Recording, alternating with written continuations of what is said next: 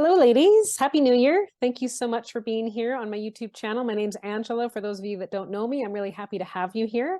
And I really wanted to bring up, as we head into the new year, a topic that I think is very, very common for this time of year, especially after the holidays. There's often kind of this drop and this lull for many with mood. And there's so many different reasons why this can happen.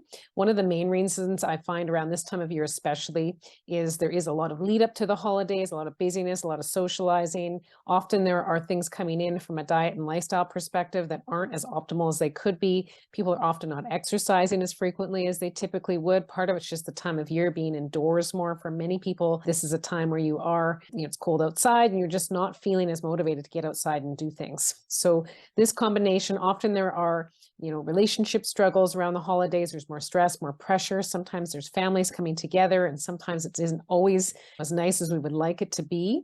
And I find just kind of the fallout after all of this, after New Year's wraps up, is often people do feel a little bit lower in their moods. And I find for women, especially if you are getting into those perimenopausal years, you're 40 and up, and you are starting to have changes to your female sex hormones, it can almost amplify things and become the perfect storm. And the reason for this is because for many women, as the hormone levels start to lower, as you are on your way to or transitioning into menopause, both estrogen and progesterone are definitely on the decline.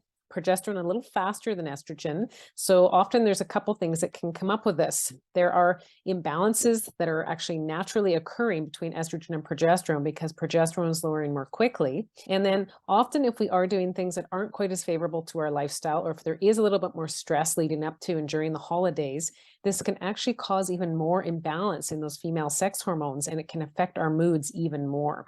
So you've got kind of just the world around us, things leading up to the holidays, the busyness, the stress, and then you've also got your changing hormones. So for many women, this fallout is bigger if you are in your 40s, early 50s, or just beyond, and you're having a lot of shifts and changes in your hormones. Another reason, again, like I alluded to, is females often do struggle in this period of life with just having their plates full already. You may be working, you may have a full-time job or not, you may be working very busy at home, you might have a family at home, you may not, you may be busy outside the home, you have multiple things going on. I know many women tell me they've got several balls in the air all the time.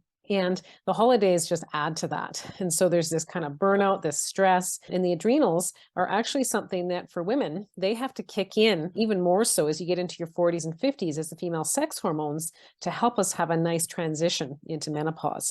And if the adrenals are burnt out, they're in overdrive, their stress is too high, this will have a huge impact on your mood as well. And then the other thing that I find is something that can really affect mood, especially at this time of year, and there's been lots of research around this, is being low in particular vitamins, one in particular, vitamin D. And so for many women, many people, not just women, people are inside more, they're not seeing the sunlight that much, it's cold out, and even if you can get out and it's sunny, you're all bundled up. And so many people, especially in North America, people that get to a certain latitude and up, they're just very deficient in vitamin D, and there is actually a direct correlation and impact on mood. And for some people, you can supplement, but it's definitely not as good as the real thing, which is getting out and absorbing that vitamin D from the sun. And the sun is often at its absolute lowest point, right around Christmas and of course in early January. So we want to think of the three potential common reasons why your mood could be more out of balance now. And, a lot of this are things that you have some control over and things you can do something about. So I want to talk to you about what I see and what I see as the most common strategies for getting out of this pattern, especially at this time of year. So one of the things I find that's very, very helpful for women is to support your hormones getting back into balance. We need to make sure that we are moving our bodies every day. One of the things that helps these hormones normalize and regulate is actually sweating, getting cardiovascular exercise. It just moves our hormones more. So often the hormone imbalances, especially if estrogen is out of balance relative to progesterone, it actually gets worse when we're not moving our bodies. And as soon as we start to move a little bit more, that estrogen actually starts to circulate a little bit more in a good way. And it really helps to get that balance back, especially in the face of the changing hormones, where we know that estrogen typically is a little higher than progesterone for women as we have this decline of both these hormones heading towards menopause. So exercise is something that can seem hard at this time of year. I definitely suggest that even if you can just do something indoors. I know that I did a little kind of mini calisthenics workout inside. I was doing some squats, some lunges, did a few burpees, that kind of thing. And it was a bit challenging, but I have to say my mood actually definitely brightened up. after I did it. And I didn't have a lot of time. It was really miserable, dark and rainy outside. I didn't want to go out and do anything outdoors. So it can be something as simple as that. And it doesn't have to be exactly that. It could be yoga. It could be, a walk. It could be just something that you enjoy, but just making sure you prioritize it. Don't forget that that's something that really helps to balance your hormones. And it often is harder to do at this time of year, I know, which is why it's so important that you remember to incorporate it in. Another thing that you can do to help those adrenals rebalance, which also helps those sex hormones to normalize as much as they can in this time period of life, which again, we're keeping in mind the reason for doing this is to really help you with that balance with your mood. So some things you can do to normalize those adrenals. It seems very basic, very simple, but it makes such a difference. Remember to breathe. Many women, when they're running around doing a million things a day, they may not report that they're stressed or they feel stressed, but they're busy all the time. They never sit down, they never relax. So what happens when you get into this pattern, if you normalize it, which I find most women in our society in this day and age do, we breathe through the upper part of our chest and our lungs. We never actually get all the way down to the base of our lungs. So our lungs do go down to that bottom edge of your rib cage and even just below that. And so if you're not filling your lungs completely, as you take a breath and you're breathing more what's called apically in that upper chest and even up into the shoulders and even sometimes into the neck, what happens is it actually activates our stress hormones more. So, think of if you were, you ran into a bear when you were, out camping or out for a walk in the woods, immediately you get stressed and you start having short breaths and you think about running and that kind of thing. So it stimulates this fight or flight response. But we can be doing that throughout the day very unconsciously, just not knowing that we're doing it because we're just busy all the time. And again, this often has really been ramped up over the holiday season, so many things to do. And if you just feel like you're jumping back into a week or two, just starting work after being off for a few days or a week or more, you may feel even more bombarded than ever. And so we need to not forget to breathe. It doesn't have to be huge, deep breaths, but you really have to focus on allowing yourself to breathe all the way down into the bottom of your rib cage and even into your belly.